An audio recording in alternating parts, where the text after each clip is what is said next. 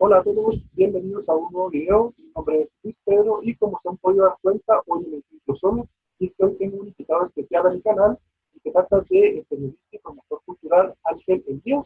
Y hemos decidido acordar esta charla debido a que estamos en el mes dedicado al Popol Vuh y tengo un día especial en el mes que es el 30 de mayo. Así que Ángel Elías tiene bastante experiencia en este tema y en este campo y por eso lo invité a mi canal para que nos hable un poquito sobre el Popol Vuh. Ángel, muchas gracias por aceptar la invitación. Bienvenido al canal. Muchísimas gracias, Luis Pedro. Te agradezco mucho la invitación y también a tu canal, que ya tiene, según he visto, bastantes seguidores. Y es muy importante debido a que las actividades relacionadas con la literatura son fundamentales para momentos como este. El mejor compañero que podemos tener es un libro, y qué mejor que libros escritos en Guatemala. Exactamente. Bueno, y para aquellos que no conocen a Ángel Elías, déjenme contarles un poquito de su biografía y de quién es él. Ángel Elías es, como ya dije, periodista cultural y fotógrafo también. Ha especializado en radio y en periodismo, estudió en la Universidad de San Carlos de Guatemala y ha trabajado en estos temas por más de 16 años. Se ha dedicado prácticamente a temas culturales y en divulgación cultural.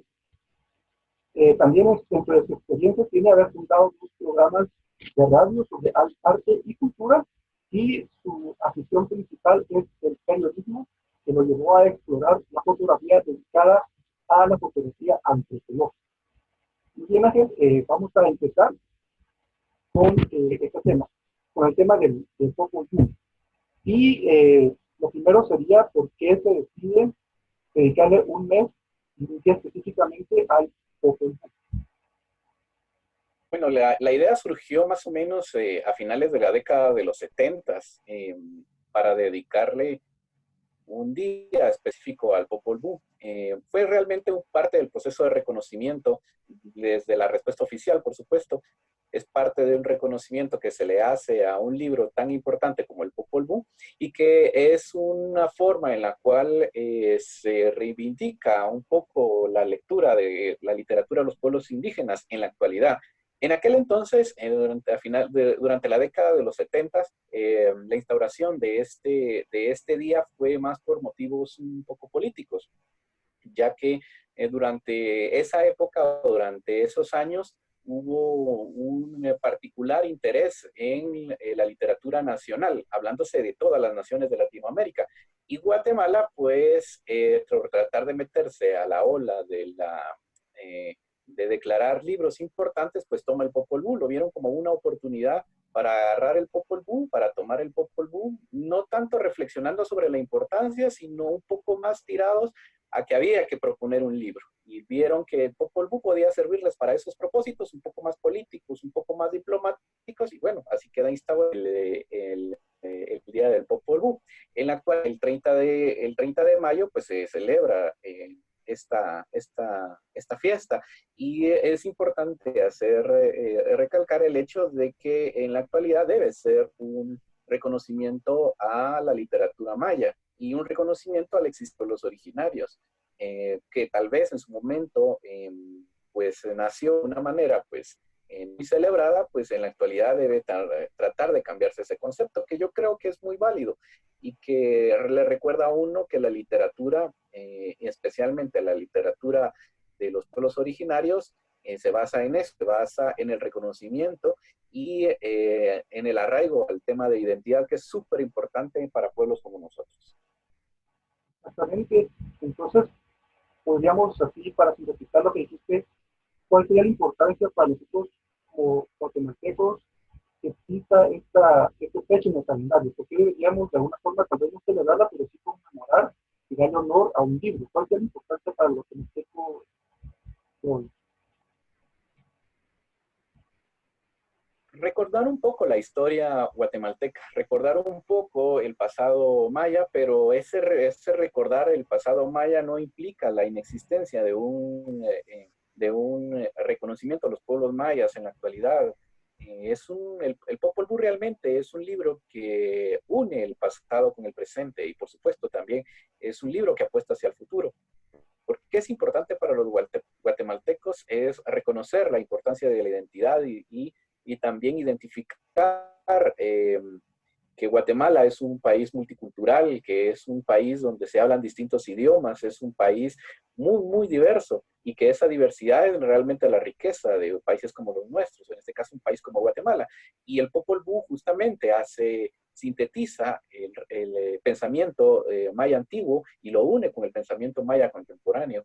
El Popol Vuh no habla de un pasado que ya no existe, habla de un presente que se sigue viviendo. Esa es la importancia del Popol Vuh y que el reconocimiento sea para los pueblos que aún viven en el concepto de lo que manda el Popol Vuh. Bueno, el Popol Vuh es un libro que sirve para el reconocimiento del pueblo maya y es un libro que se sigue viviendo en las comunidades. Esa es pues la importancia de un libro como tal. Bueno, ya entrando un poquito más en materia y hablando un poquito más de la historia que ha tenido Popol Vuh, que es bastante rica en sí mismo, la historia de cómo es que llega hasta nuestras manos el Popol Vuh el día de hoy. Es decir, como un texto tan antiguo que tiene tanta historia, como es decir, cómo es que se ha logrado conservar, digamos, una versión o una copia que nosotros hoy podemos leer de diferentes traducciones que han existido, que esto vamos a hablar más adelante, pero cuál es la historia detrás de Popol Vuh y cómo es que llega hasta nuestras manos. Bueno, el Popol Vuh tiene una particular historia. Quien toma el Popol Vuh como tal, como un libro, y lo traduce hacia el idioma español, es Fray Francisco Jiménez, más o menos en el año 1705, calculando esas fechas. Fray Francisco Jiménez, pues es un sacerdote que llega a Guatemala y que se interesa en algún momento por el idioma y a él aprende el quiché. Pero más que un interés genuino o un interés propio, el interés por aprender los idiomas mayas de los frailes o de los sacerdotes en aquel entonces era un interés mucho más por el lado de la evangelización y lograr llegar a través del idioma a los indígenas que no querían ser evangelizados. El Popol Vuh, pues, es un documento que se calcula que se escribe más o menos por el año de 1550, 1555. No hay un dato específico de quién pudo haber escrito el libro. Y este libro, al momento de ser escrito, es escrito en signos latinos, con letras latinas. Eso quiere decir que era un libro que se escribió en letras latinas, las que nosotros conocemos, pero en idioma quiché antiguo. Este fue guardado en Chichicastenango, donde aparentemente lo encuentra Francisco Jiménez y hace una transcripción y luego una traducción al español de esto y que luego lo guarda y lo deja guardado en Guatemala durante muchísimo tiempo.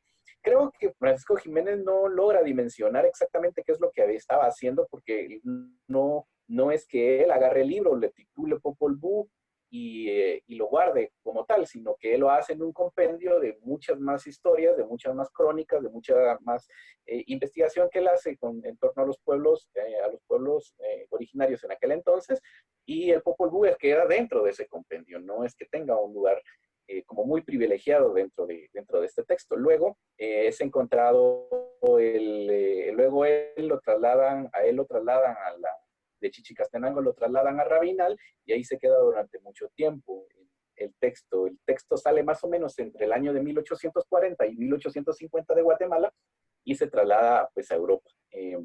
Luego en Europa es comprado nuevamente por la Universidad Newberry y es donde se encuentra en la actualidad.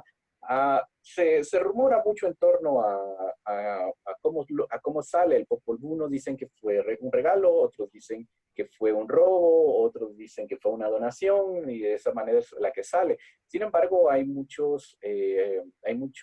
misterio en torno a cómo sale el Popol Vuh de Guatemala y cuál fue su paso finalmente por toda la historia.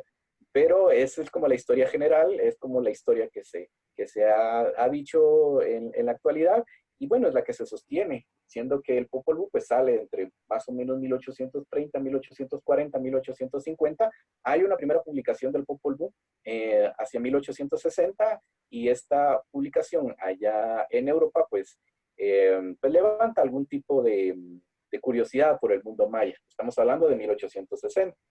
Esa copia que se hace en 1860, luego hay otra que se hace entre 1870, es la que encuentra Miguel Ángel Asturias en Francia y hace una traducción del francés al español. Encuentra hacia entre 1920 y 1930, que estuvo Miguel Ángel Asturias por allá y hace una primera gran traducción del Popol Vuh hacia el español. El Popol Vuh pues tiene distintas interpretaciones o distintas transcripciones y distintas traducciones, y cada una de estas traducciones pues tiene sus errores, cada una de estas tiene sus aciertos. Es muy importante tener en cuenta que no existe una versión definitiva del texto, pero hay que también tener en cuenta que existe el texto. El texto se mantiene en Estados Unidos, en un resguardo, en la librería Newberry, y ahí está el texto guardado. Y que se puede consultar, creo que aún se puede consultar a través de la página electrónica de la biblioteca, mejor dicho. Es decir, que existe una prueba documental de esa primera versión que hizo Francisco Jiménez, de su puño y letra, que es la que ha servido como de base o ha servido de pie para futuras traducciones e interpretaciones que han surgido después del texto. ¿Es así? Así es, hay una versión original de Francisco Jiménez. La biblioteca hizo una donación hace un par de años a la Universidad Francisco Marroquín y también a la Cofradía de Chichicastenango, de un documento facsimilar que imita, o en este caso una copia fiel al texto, y que se encuentra en Guatemala, y que en ambos lugares puede ser consultado. Hay que tener en cuenta que para la consulta no es como leer un libro exactamente, sino que hay que tener en cuenta de que fue escrito en el año de 1700. Hay que tener en cuenta de que este documento está escrito en español antiguo, y hay que tener conocimiento de paleografía para entender de cachiquel, bueno, en este caso de español antiguo, para entender qué es lo que dice el texto, porque está escrito. Francisco Jiménez hace una transcripción que es del quiché antiguo y hace una traducción al español también antiguo. Entonces hay que tener esa capacidad de interpretación y de traducción para que el texto pues sea un poco más legible.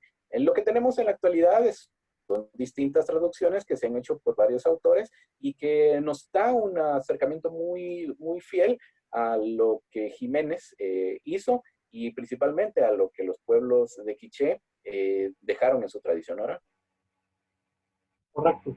Muy bien, entonces ya ahorita que nos has ya acercado un poquito más a esa historia y esa evolución que ha tenido el Popol Vuh, y has mencionado que se recogieron la tradición oral del pueblo quiché. Entonces, esa tradición o eso que el Popol Vuh contiene, ¿de qué hablas? Es decir, si nos pudieras hablar un poquito en líneas generales, ¿cuál es el contenido del Popol Vuh? ¿De qué habla el libro? El Popol Vuh se divide en tres partes fundamentales, que es la parte mítica, parte mítica histórica, que hay que entender que el mito y la historia dentro de los pueblos mayas y los pueblos de Mesoamérica están muy unidos, tanto el mito como la historia. No se puede catalogar.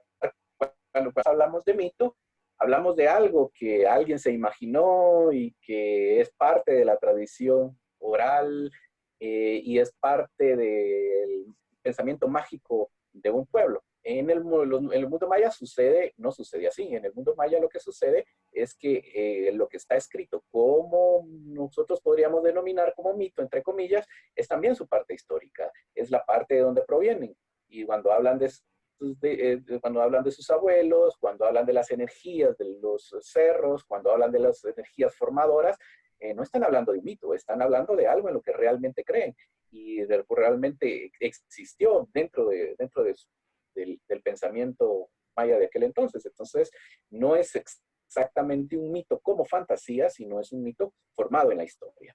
Y luego también están las aventuras de Hunahuesh Balanque, también está la creación de los primeros seres humanos, y también el linaje del pueblo. Que era muy importante reconocer cuál era el linaje del pueblo, de los distintos pueblos y de los distintos personajes de los que se hablan, porque el linaje proporciona poder. Si la línea dinástica estaba dentro de un texto o dentro de la tradición oral, le daba un cierto poder de gobernanza, le daba autoridad, creo que esa es la palabra, le daba autoridad por venir de un linaje especial. Y el Popol Vuh, entonces, en ese sentido, viene y detalla quiénes fueron las primeras personas, quiénes fueron las primeras tribus, quiénes fueron los que conformaron el pueblo quiché. Y cuando va narrando eso, entonces uno va entendiendo por qué es importante esta parte, por qué es importante la narración del pueblo quiché, por qué es importante tal linaje, por qué es importante tal familia, por qué descienden de los hermanos gemelos, por qué descienden de los primeros abuelos, y es toda un origen el que van narrando. Y cuando se habla justamente del tema mítico, no es necesariamente de que el mítico se refiera a fantasía, sino se habla de un tema bastante histórico y de los cuales fundamentan toda una cultura, que es la cultura que vinieron a encontrar los españoles hacia 1524. Correcto, entonces podríamos decir que tenemos básicamente tres partes. La primera es la creación del mundo, donde se va viendo de dónde vienen los mayas, ¿verdad? La segunda parte sería las aventuras, digamos, de los héroes gemelos, en donde se va a representar toda la cosmovisión del pueblo maya. Y la tercera parte, que es histórica, donde se habla del linaje del pueblo quiché. Es básicamente esto, ¿verdad?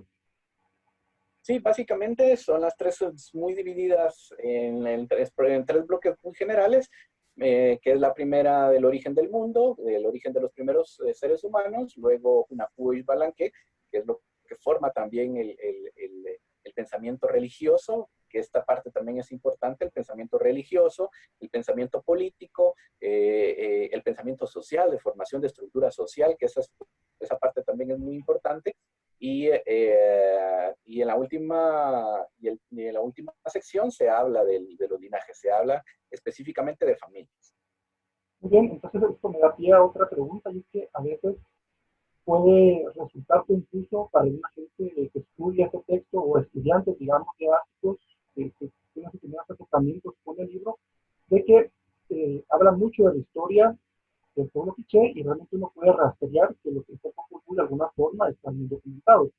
Y habla mucho de la historia del pueblo quiché, de sus linajes y de su formación y de su evolución como sociedad, porque eso le habla que es un texto maya y únicamente veo, digamos, un punto de vista que sería el pueblo quiché. Hay algunos elementos que el texto tiene que se comparten con otros pueblos mesoamericanos, con otros pueblos que conforman lo que nosotros conocemos hoy como mayas. Y cuando se habla de que ese libro de los quichés, se habla por el origen que tiene el mismo libro. El libro fue escrito por quichés, por el linaje quiché. Por eso esa es la razón por la cual se habla de un libro quiché. Sin embargo, también hay que entender que todo el pensamiento cosmogónico, todo el pensamiento cosmológico, todo el tema cultural que abarca el Popol Vuh es la concentración de muchos más pensamientos de Mesoamérica, que existieron durante muchísimos años y años previos, por supuesto. Hay textos que se comparten con el mundo quiché, como el Memorial del Sololá, como el Ribenal Achí, que son textos paralelos, el Chilam Balam, que también comparte otros textos de relatos mitológicos en Mesoamérica, como la formación del Sol y de la Luna en pensamientos mexicas. Realmente Mesoamérica fue durante mucho tiempo una rica región llena de intercambio cultural. No debemos imaginarnos a los pueblos mesoamericanos como pueblos apartados, donde cada uno vivía en su microcosmos, sino como pueblos que tenían un intercambio cultural, un intercambio religioso, un intercambio político, un intercambio económico, muy, muy rico. Existía una conexión, existía un intercambio muy rico en ese sentido. No solo pues, político, sino también desde el punto de vista militar, porque una de las grandes caídas, por ejemplo, del Imperio Azteca, o en este caso del pueblo azteca, fueron las rivalidades existentes con pueblos que estaban a sus alrededores y la alianza que hicieron estos pueblos con los españoles para librarse de las imposiciones del pueblo azteca. Pues lo mismo sucedía en estas regiones. Existían los conflictos, existían también los intercambios económicos, los intercambios comerciales, y esa era la parte importante. Entonces, se habla de que es un documento maya porque alberga el pensamiento de la región del altiplano, de la región de distintos pueblos mayas del altiplano guatemalteco y de pueblos yucatecos, porque hay también leyendas sobre niños que se transformaban en monos. Existen también las leyendas de abuelas que multiplicaban el maíz o hacían que el maíz saliera. Y, o sea, sí existe en Yucatán, sí existe la tradición oral en Chiapas, sí existe en el altiplano guatemalteco, y el Popol Vuh alberga esas historias. Es un libro quiché porque fue escrito por quichés, sin embargo alberga la historia de todo el pueblo de Mesoamérica, me atrevería a decir, porque hay muchas partes que se comparten entre ellos. Sí, y de hecho en otros sitios arqueológicos se ha logrado contar algunas representaciones históricas o de estelas en sitios tan lejanos, como puede ser en México, donde están representados pasajes del Popol Vuh, ¿verdad? Y también la misma oralidad de otros pueblos, hay ciertos pasajes de Popol Vuh que se conservan tal cual lo dice el texto, y ellos lo han conservado desde otro punto de vista o desde otra forma, digamos que sería la oralidad, ¿verdad?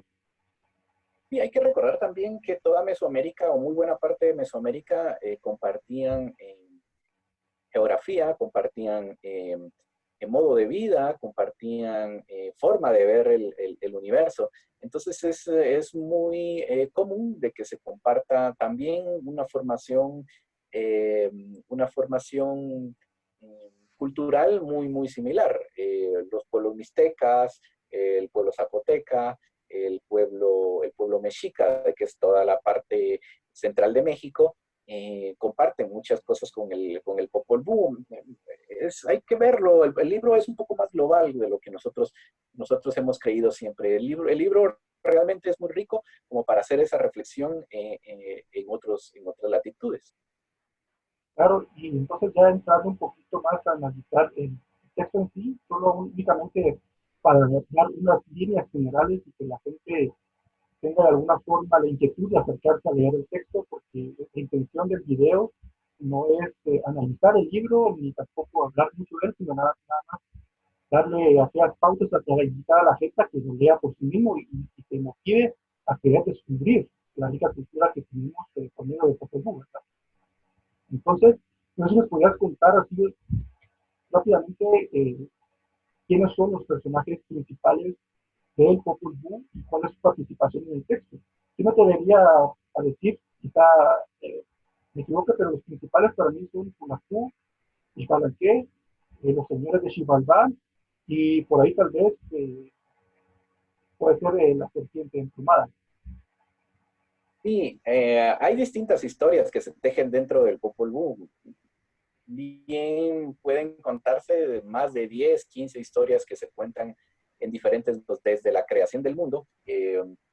Cuando Tepeo y Gucumat se empiezan a pensar cómo se va a hacer el universo, que es también un tema bastante político. Los personajes Tepeo y Gucumat pues empiezan a pensar cómo se debe formar el universo, porque son las energías, tienen diálogos los dioses o las deidades o las energías del universo, tienen diálogos entre ellos para poder tratar de ponerse de acuerdo. No existe una autoridad totalmente vertical, sino existe un diálogo entre ellos para tomar decisiones sobre la creación del mundo.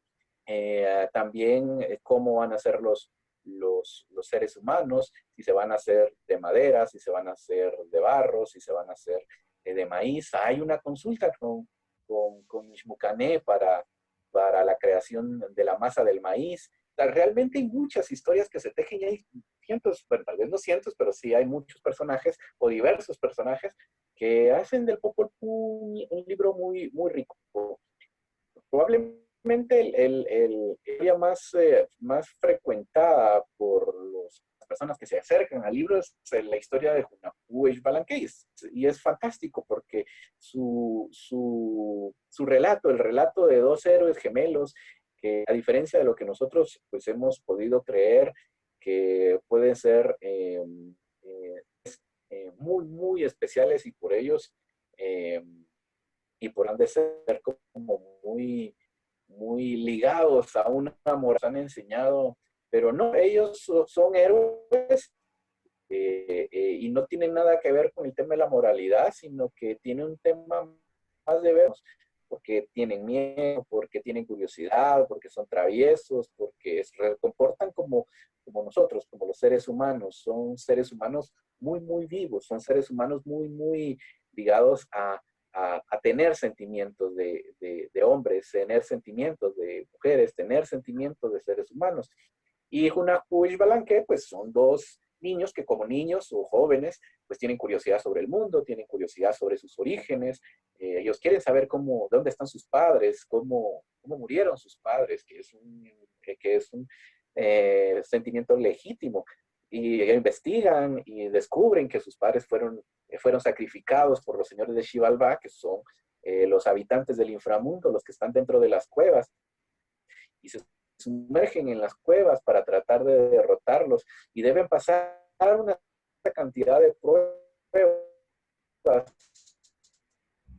Balbá, en juegos de pelota, tienen que superar con habilidad, con inteligencia, con maestría, y los van superando lo que no hicieron sus padres, pero lo van superando, y luego al final del texto, pues ellos ya tienen un tipo de plan, hacen un plan para derrotar. Eh, Realmente el Popol Vuh en este relato específico nos enseña muchas de las cosas que también nos enseña la vida, como las pruebas que nos pone la vida en determinados momentos, y también nos enseña que los héroes gemelos pues necesitan conocer su pasado, conocen su pasado y por lo cual van y reivindican ese pasado que habían creído perdido, porque son niños casi huérfanos, porque solo tenían a la mamá. Entonces al tener solo a la mamá necesitan saber quién es el papá, y el papá pues o los papás murieron con los señores de Xibalbá en el inframundo, y ellos necesitan conocer eso. Entonces es un texto que nos regala esos pasajes tan interesantes, tan bonitos, y que es muy importante pues leerlos, ya que nos relaciona con la identidad y nos mantiene un lazo especial con el pasado de Guatemala principalmente. Ahorita como estabas hablando con relación del vínculo histórico que tiene Popol Vuh con mayas de la actualidad, eh, uno podría pensar que uno puede aprender muchas cosas en el texto para la cultura maya. Y uno de ellos es, por ejemplo, la gastronomía. Uno puede llegar a conocer la gastronomía de los pueblos originarios por medio del Popol Vuh. Sí, hay muchos temas. Bueno, la naturaleza es uno de los principales temas dentro del Popol Vuh. Y sí hay una relación importantísima. Por ejemplo, una que me encanta mucho es cuando la abuela prepara el chirmol y habla acerca del chirmol dentro del texto que le prepara a los hijos. Se habla acerca del tomate, habla acerca del chile y habla que hacen el chirmol para los jóvenes, para Junapu y Palanque.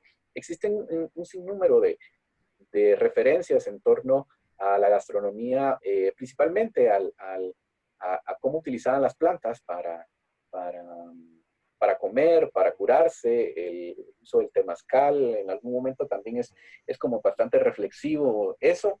Y los pueblos mayas aún mantienen muchas de las tradiciones que se hablan dentro del texto, el uso de la cocina, por ejemplo, el uso exclusivo de la cocina, que es muy, muy importante, el maíz, que es parte fundamental de la comida en todo esto. Entonces, ahí existen muchas referencias, existen varias referencias en torno al Popol Vuh. Hay distintos estudios que se han hecho en torno a este tema y que hacen acercamientos a la gastronomía. Pero creo que fundamentalmente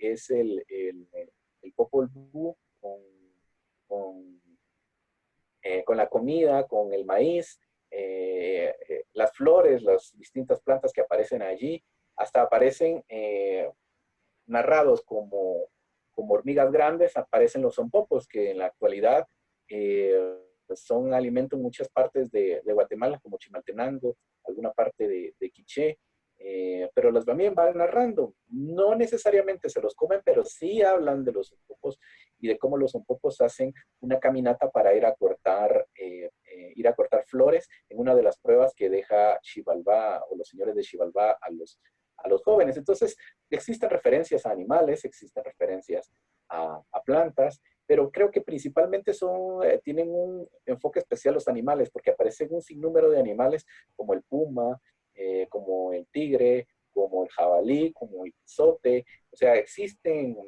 muchas referencias a esto. Sí, por supuesto, el maíz es como uno de los ejes principales de esto, porque los animales llevan el maíz, la abuela amasa el maíz para hacer a los primeros hombres, y bueno, en este caso, pues a los primeros seres humanos, que incluyen hombres y mujeres. Claro, es decir, que el vínculo que se tiene es de todo tipo, ya sea espiritual, cultural, histórico, es muy fuerte. Muchas veces nosotros por desconocimiento caemos en repetir ciertos errores. Entonces me gustaría que habláramos de alguna forma, entre comillas, de algunos mitos que se han generado en torno a Popol Vuh y que de alguna forma han servido para descalificar el texto o desacreditarlo, ¿verdad? Y tal vez no por mala intención, sino, como repito, por desconocimiento. Y uno de ellos es la supuesta influencia cristiana que pueda llegar a tener el texto. Eh, Vistos, por ejemplo, y he escuchado mucho decir a gente que prácticamente es una influencia muy fuerte que tiene del cristianismo. Se podría ver en elementos como, por ejemplo, en la creación. Digamos que hay gente que ve cierto paralelismo en la creación en el Popol Vuh con la creación cristiana, o el mismo elemento del infierno que mucha gente confunde con Shivardam, porque le ve ciertos elementos oscuros y etcétera. Entonces la gente empieza a ver los niveles de Shivardam, por ejemplo, como demonios, cosa que es erróneo, ¿verdad? Pero es tratar de aclarar estos aspectos de esta influencia, digamos, cristiana que tiene el proceso.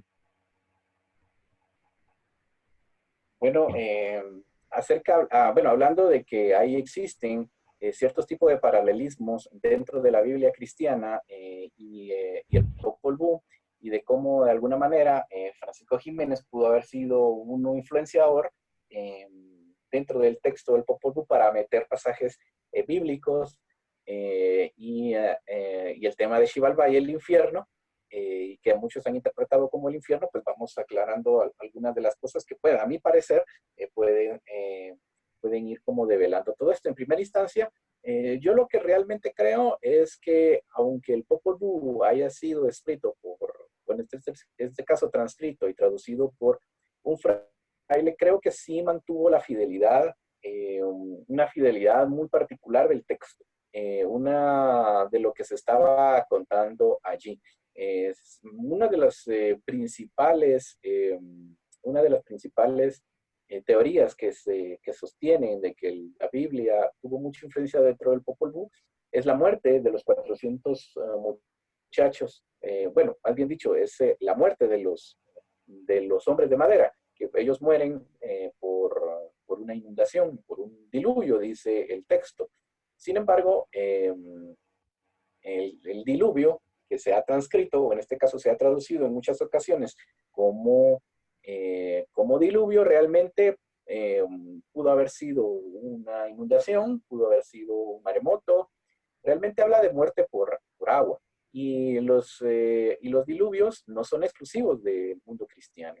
En este caso, la muerte por agua no es exclusivo del mundo cristiano, sino es algo muy natural, algo que sucede en todo el mundo. Hay inundaciones en todo el mundo, pues hay lluvias fuertes, hay lluvias torrenciales, huracanes. Recordemos que esta parte de América, en este caso Centroamérica, es muy propensa a las lluvias torrenciales y al paso de huracanes, a los mismos terremotos. O sea, realmente los terremotos que provocaran algún tipo de maremoto o una inundación muy, muy, muy profunda o muy, muy extensa.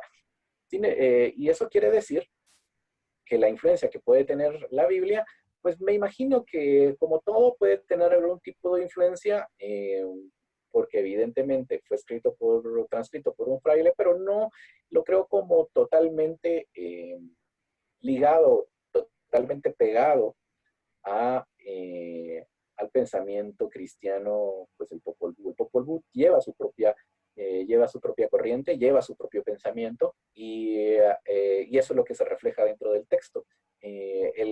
la destrucción por agua, por ejemplo, está en el códice que está en Dresde. Ahí hay un códice en la última página, está que Ishmucané está destruyendo el mundo con un cántaro de agua, por una inundación. Entonces sí existía el concepto de inundación y para destruir el mundo por inundaciones, sí existe el concepto antes de la llegada de los españoles y teniendo en cuenta que es un códice, porque los códices pues hablan acerca de ciclos astronómicos y de ciclos meteorológicos y climáticos y calendáricos, por supuesto, pero sí existía ese concepto. Y lo importante también en ese sentido es hacer la reflexión sobre que se ha tratado mucho de ligar principalmente con las traducciones, Xibalbá con el infierno, por estar en la parte inferior del mundo o de la Tierra. Pero hay que también recordar que el mundo maya habla de tres niveles en el universo, que es el inframundo, el mundo y el supramundo. El inframundo es donde habitan los señores de Xibalbá, el mundo es donde habitamos nosotros, y el supramundo es donde habitan los abuelos, en la parte alta. Y así están las estructuras arquitectónicas de los sitios arqueológicos de las ciudades mayas, bueno, de las ciudades mesoamericanas, porque están compuestas, los complejos arquitectónicos están compuestas por un juego de pelota que representa a Xibalbá, porque ahí juegan a la pelota, como los gemelos, está una plaza que representa al mundo y están los edificios o las pirámides que representan el supramundo, donde está la conexión con los abuelos, donde está la conexión con las estrellas, con el universo en tres dimensiones. Y Xibalbá no es un lugar, no es un lugar de sufrimiento o de castigo, como se ve en el mundo cristiano, sino es un lugar donde todos tenemos que pasar al momento de morir. Es una transición de nuestra muerte. En el mundo mexica se le conoce como el Mictlán. En el mundo maya se le conoce como Xibalbá, y ahí habitan los señores de Xibalbá, que son los dueños de las enfermedades, pero también son los dueños de las curas. Ellos tienen las curas para las enfermedades. Ahí es donde acude la gente o las personas a pedir por la cura de sus enfermedades. Por eso es que nosotros encontramos muchos rituales, o en este caso muchas ceremonias mayas ligadas en cuevas, representan la unión con el inframundo, porque ahí es el paso de todos, el paso de de todos los que habitamos en el mundo, es nuestro paso por el inframundo, pasando por todas las pruebas que pasaron los gemelos, seres gemelos. Claro, o sea, es decir, es una visión completamente distinta al mundo cristiano, ¿verdad? Al mundo occidental, digamos. Y en ese sentido, también se ha caído en el error de decir, por ejemplo, que el Popol Vuh es la Biblia de los mayas. Y también, por ejemplo, decirle a los guías espirituales mayas que son los sacerdotes mayas, también una connotación católica al término, ¿no? Entonces, ¿podrías explicarnos por qué esto es incorrecto y cuál sería digamos, la forma correcta de decirlo o la visión correcta de ver tanto el guía espiritual como el Popol Vuh? Sí, creo que desde los años 50 hasta la época, Guatemala y principalmente el estudio de los pueblos originarios han venido cambiando muchos conceptos que se tenían entre el principio de la década de los años 50 o desde antes, desde el principio del siglo XX, finales del siglo XIX. Europa, como gran dominador cultural, tenía una inclinación a la cultura latinoamericana, principalmente a la cultura maya y a la cultura inca, y en su momento pues pecó de una paternalización de los términos y trataba de hacer, como siempre, pues comparaciones entre lo que ellos encontraban y lo que ellos conocían. Entonces existían comparaciones que para mi parecer eran erróneas, como hablar de la Biblia de los mayas, porque hay una Biblia hebrea, hay una Biblia de los mayas.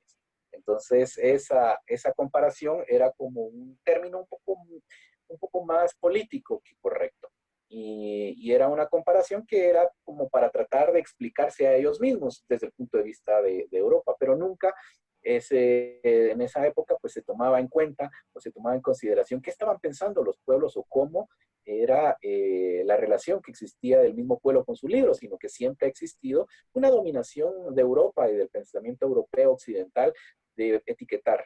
Esta es la Biblia de los incas, esta es la Biblia de los aztecas, esta es la Biblia de los mayas, esta es la Biblia de los... O sea, existe una inclinación por Europa durante toda esa época para, para tratar de poner etiquetas, que pues, es lo que se le hacía más fácil. Y en el caso de los guías espirituales, que son también conocidos como contadores del tiempo, era bien, bien importante eh, para, para el pueblo maya, es muy importante el contador del tiempo, el ajij, que se le conoce, el contador del tiempo, el que cuenta el tiempo, el que maneja el tiempo.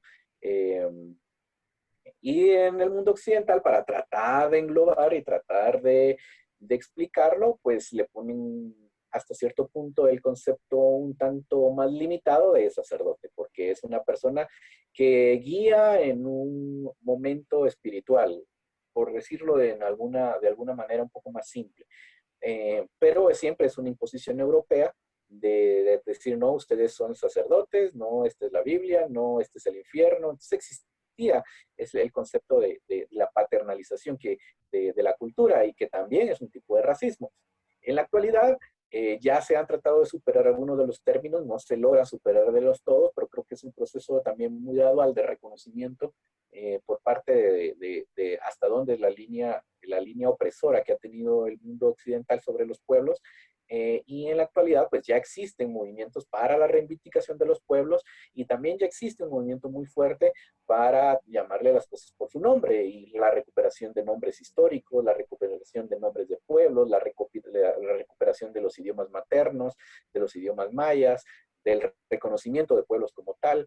Hace poco dentro de las reformas constitucionales estaba el reconocimiento de la legalidad de la aplicación de la ley en el mundo maya, que es súper importante, que aunque no está del todo legalizado, sí se aplica aún el pensamiento jurídico maya, y es súper importante y es muy válido en los pueblos locales, que aunque no está reconocido por Occidente, que al final es el gran dominador y siempre quiere mantener bajo su dominio, sí existen y se hacen juicios, se definen eh, distintas etapas de reconocimiento entre los mismos pueblos. Y aterrizando en torno a de dónde surgen, pues justamente surgen de todo ese proceso de colonización que se da durante los últimos 500 años, pero que ya es necesario pues ir cambiando el discurso. Reconocer que los pueblos tienen su propia identidad, reconocer que el Popol Vuh no es una Biblia como tal, como el concepto hebreo de una Biblia, sino que es un libro que guarda la historia del mundo maya y que engloba al mundo mesoamericano que no es un relato mítico, fantástico, sino es un relato histórico totalmente válido para los pueblos. Claro, y es parte también que las personas que no somos mayablantes empezar a utilizar los términos que los propios pueblos le han puesto o los nombres. ¿Verdad? Tú decías, a los pintadores del tiempo se les llama así, ¿verdad? Siempre sí lo pusiste bien, pero la cosa es que nosotros hagamos el esfuerzo por llamar las cosas por el nombre que los propios pueblos le han dado, ¿verdad? Sí, principalmente porque este reconocimiento, o sea, nosotros cuando hablamos, por ejemplo, hablamos del texto del Popol Vuh, hablamos de las ciudades mayas, existen muchos términos que son equivocados y que son términos que hemos utilizado durante, durante muchos años.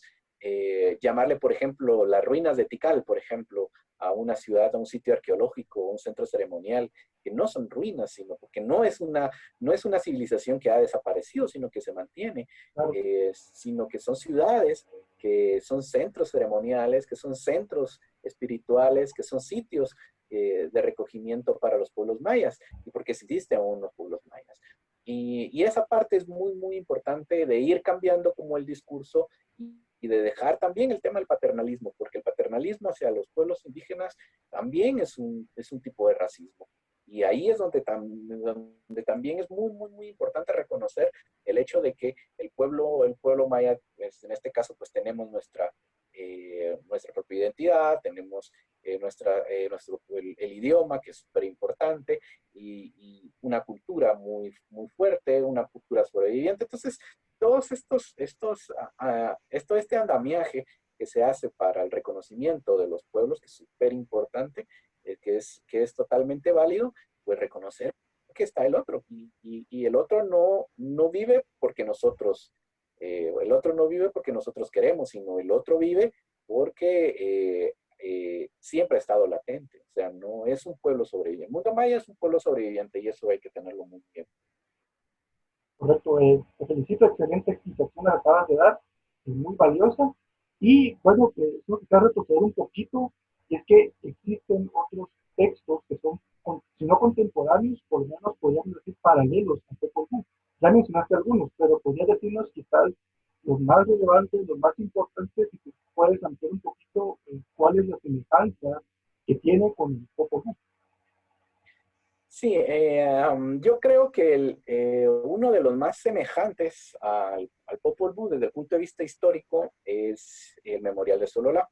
El Memorial de Sololá, pues ahí viene hablando acerca de las grandes migraciones hechas por los pueblos mayas durante muchísimo tiempo, y cuando se habla de migraciones, pues se habla del tema, cuando se lee el texto uno logra entender que esas migraciones hablan del traspaso de poder, que ellos necesitan migrar para legitimar el poder, hacer legítimo el poder. Necesitan migrar hacia otros lugares, que sus líderes vayan hacia otros sitios y vuelvan a sus lugares de origen para legitimar el poder. Habla de la creación del mundo, habla de la creación de los seres humanos, la importancia del maíz. El Memorial de Sololá y el Popol Vuh tienen ese paralelismo, porque hay que recordar que cachiqueles y quichés estuvieron mucho tiempo unidos y que tienen un origen único o un origen particular. Luego está el Rabinalachi, que también habla acerca de la relación quichés-achís entre ellos, y habla de las relaciones de poder, habla de las relaciones, del paralelismo que existe entre el poder de los gobernantes y de cómo se solucionaban los problemas, de cuál es la importancia de la lealtad y cuál es la importancia del calendario. O sea, existe una relación entre el Rabinal Achí y el Popol Vuh. Y también el Chilam Balam. El Chilam Balam es muy importante porque también alberga el pensamiento de los pueblos de Yucatán y habla acerca de la formación del mundo.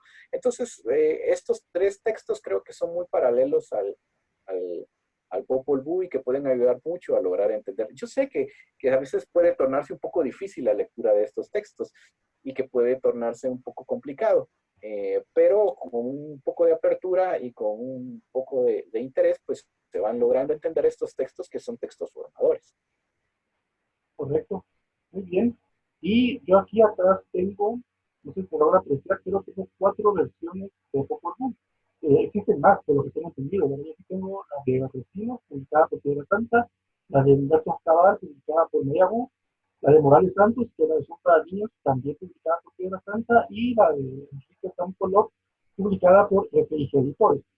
¿Podrías decirnos cuáles son las principales diferencias entre cada una de estas versiones? Y si conoces otras que tú tengas, también podrías agregarlas. ¿Y para qué tipo de lector recomendaste el libro? Por ejemplo, como para niños, pues evidentemente es para niños.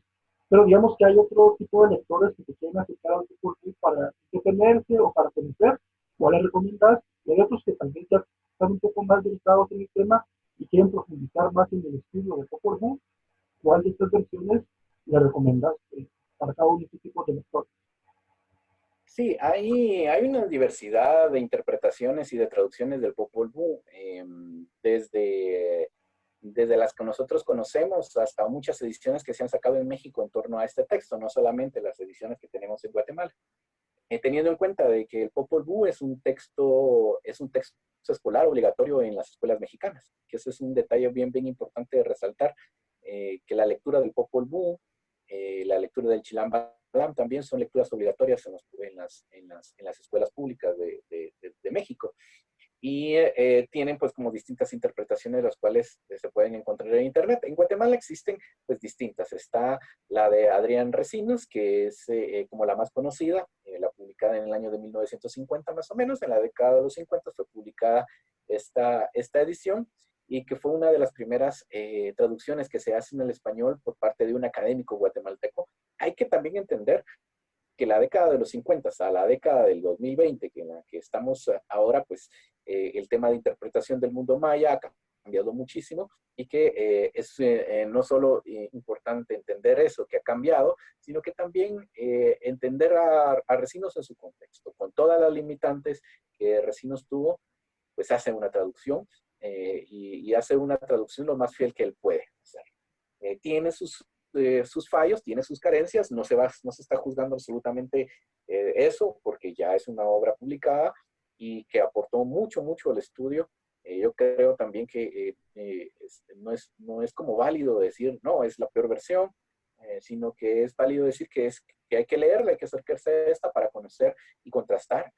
Luego está la versión de Adrián Inés Chávez, que él es el que propone eh, la versión como pop, que él es un académico quetzalteco que hace un acercamiento al texto, y él es el primero que hace la propuesta, una propuesta muy atrevida para su época. Estamos hablando de 1983, de que el Popol Vuh no es un relato, sino es un poema. Él hace la propuesta de que es un poema y escribe el Popol Vuh, o reescribe el Popol Vuh como un poema muy largo. Y eso le da otro concepto, porque uno ya no lee el Popol Vuh como un cuento o como una novela. Entonces uno trata de armar las escenas como una novela, y algunas partes parecieran ilógicas, o muy densas en su descripción, sino que lo arma como un texto un poco más armónico, como un texto más poético. Y entonces nuestro cerebro se conecta con el hecho de que es un poema, y la metáfora, las reflexiones, los paralelismos, o sea, todo lo que la riqueza que la literatura ofrece, ya toma otra dimensión en ese texto. Él hace la propuesta que el libro no se llama Popol Vuh, sino Pop Vuh, que es totalmente válido también. Hay muchas personas, principalmente en Quetzaltenango y el occidente de Guatemala, que se refieren al texto como Pop Vuh, y es totalmente válido. No es que alguien tenga la razón en torno al mismo libro, el nombre del libro, sino que si el pueblo, si quienes se identifica con el texto, se identifican también con el nombre, yo no le veo mayor problema en ese sentido. Entonces, creo que es bastante válido. Luego, en el año 2000, en el año 1998-1999, Enrique Sam Colop, que fue otro académico de Cantel, Quetzaltenango, también maya hablante, hace una versión poética. Él ya escribe el texto poéticamente, o reescribe el texto poéticamente del Popol Vuh, y lo escribe en el idioma original, en quiché. Entonces ese primer texto está en quiché. 10 años después hace una traducción al español como Popol Vuh, y ya con las adaptaciones de a la Academia de Lenguas Mayas, hace adaptaciones al quiché contemporáneo y a cómo debe sonar. Entonces ya se hace una adaptación mucho más agradable, y es un texto que él publica inicialmente en el año 2009, y luego saca un par de ediciones más al público. Entonces esa parte también es importante resaltar, que él es un académico que probablemente hace una de las mejores traducciones que tenemos a la mano en Guatemala, y que puede uno acercarse. Luego, años después, Humberto Acabal, creo que fue en el año 2015 o en el año 2016, él hace una paráfrasis del Popol Vuh. Él hace una interpretación o una reinterpretación del mismo texto a modo de relatos breves, que es muy, muy agradable leerlo, y que tiene la densidad poética que tiene, por ejemplo, la versión de Sam Colop, de Enrique Sam Colop, sino que Acabal pues ya hace una reflexión o hace una interpretación, por eso es que se le llama paráfrasis, parafrasea las historias y las escribe de manera muy, muy agradable, para que el lector promedio pues pueda acercarse al mismo libro. Y Francisco Morales Santos hace una versión para niños en Piedra Santa, que es un acercamiento realmente a los pequeños para el texto. Ahora bien, ¿cómo sería el orden ideal, por decirlo, si es que hay un orden ideal para leer estos textos? Yo diría que inicialmente si hay mucho interés o si hay un interés sobre el texto, el libro de Piedra Santa que sacó Francisco Morales Santos es un libro lindísimo para acercarse. Hay otro libro que es para jóvenes, que es buenísimo también y que lo recomiendo, que se llama justamente Popol Vuh, pero lo escribió con una traducción de Víctor Montejo. Víctor Montejo es un escritor también guatemalteco que hizo una traducción, más bien dicho, hizo una adaptación al libro, a una versión juvenil, en una versión o en un libro precioso que se llama, que fue publicado, mejor dicho, por Artes de México y que aquí en Guatemala se puede conseguir el libro, pues no tan fácilmente, pero sí se puede conseguir, que se llama Popol Vuh, de Víctor Montejo, que es un escritor huehueteco, si no estoy mal, y hace, con Artes de México, hace una bellísima, pero lindísima la edición para jóvenes. Y luego, si el interés continúa, se puede acercar al texto de Humberto Acabal. El texto de Humberto Acabal es bellísimo para leerlo y ya para los académicos y los que quieran pues saltarse todo este camino que señalo, pueden leer a Enrique Samcoló, que creo que es uno de los textos bellísimos, sin olvidar también a la lectura de Adrián Inés Chávez y de Adrián Recinos. Es un texto que no se puede leer solo uno de los libros, sino es un texto que se debe leer entre varios, porque es un texto muy, muy lindo para la interpretación, para quienes gustan de la historia, pero también para quienes quieren averiguar un poco acerca de cómo se da la historia del pueblo maya en Guatemala. Muy bien, excelente repaso. Y pues ya para ir terminando, así no fue tan largo este video, eh, ¿qué le recomendarías a alguien que quiere empezar a leer el Popol Vuh y que no muera en el intento? ¿Qué, digamos, líneas generales o qué debe tomar en cuenta al momento de acercarse a este texto por primera vez? Primero, tener una mente abierta al texto que va a estar leyendo.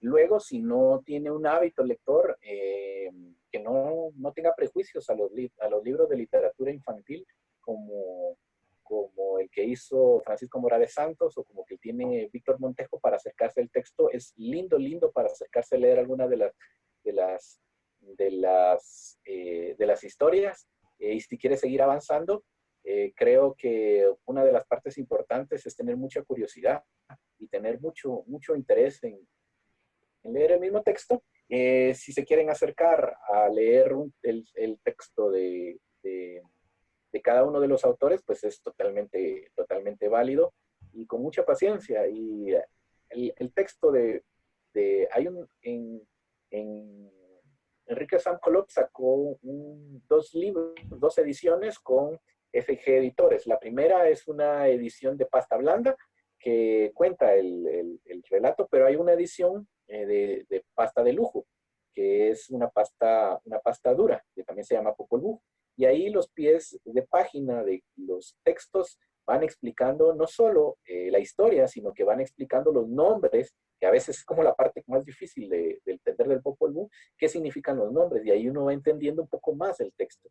Porque una de las principales limitaciones es que muchas veces no conocemos el idioma. Y al no conocer el idioma nos perdemos casi un 50% del texto que estamos leyendo. Pero con los pies de páginas que nos deja Enrique Samcoló en el texto, nosotros podemos guiarnos muy, muy bien por este relato. Correcto. Y bueno, y ahora para la gente que quiera profundizar más en el texto, ¿hay algunos otros autores o libros que no sean propiamente dicho, digamos, de Popol Vuh, como este que nos mencionaste de Sam Porok, sino de otros académicos que nos ayuden a ampliar más el conocimiento por el texto, que nos pudieras recomendar? Sí, hay muchos textos que hablan acerca del Popol Vuh, hay textos académicos. En este momento no tengo referencia de uno en especial. Hay uno, bueno, realmente hay que leer muchas cosas en torno al Popol Vuh, pero Ricardo Falla sacó un libro muy interesante sobre una interpretación que hace Ricardo Falla, ustedes saben que él es sacerdote, sobre el texto del Popol Vuh. Lo recomiendo para tener una visión alterna al texto. Y yo siempre soy como de la escuela de decir que es bueno leerlo, pero también es bueno cuestionarse.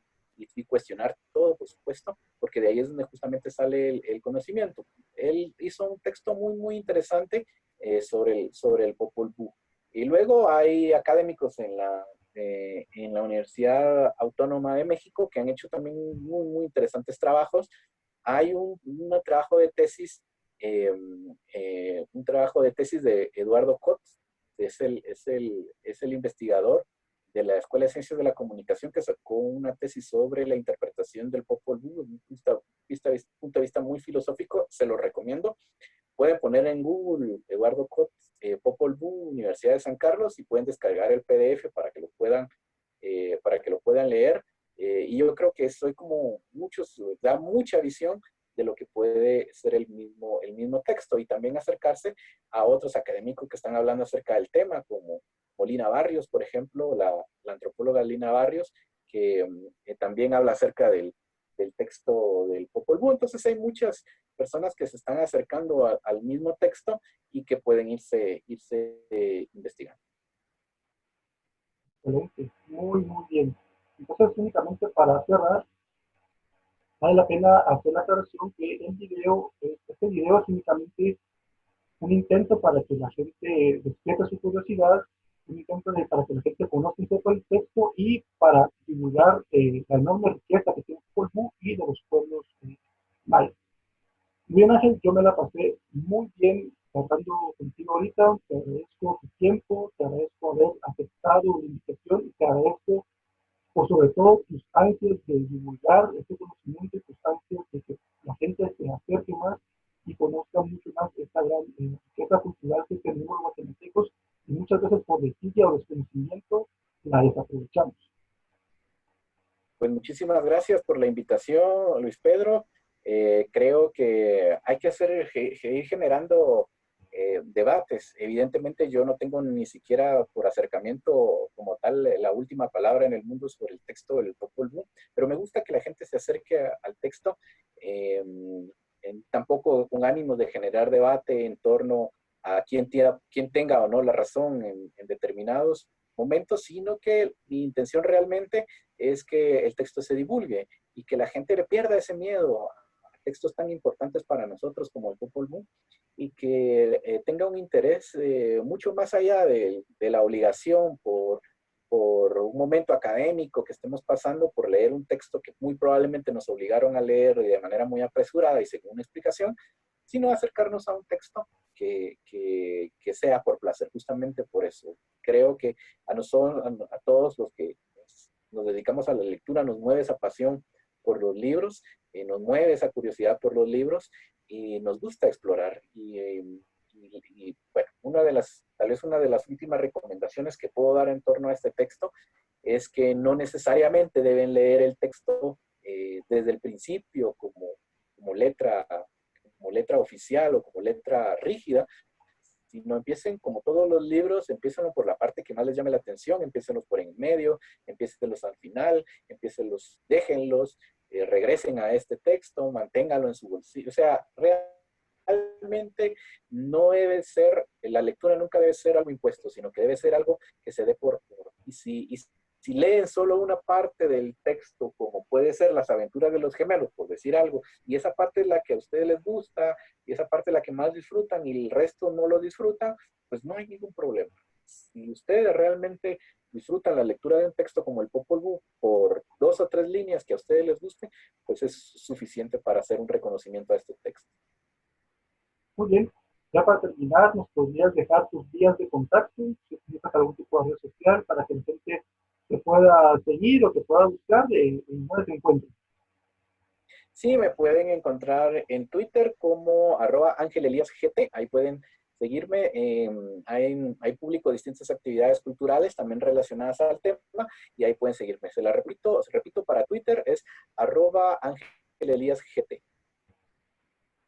Muy bien, de todas formas va a estar apareciendo en la descripción de este video, voy a estar la red social que ha dicho Ángel Elías, y también van a estar apareciendo las mías por si desean agregarme. Y bueno, este video ha llegado a su fin. Yo les agradezco mucho que hayan logrado ver todo el video, que han llegado hasta esta parte.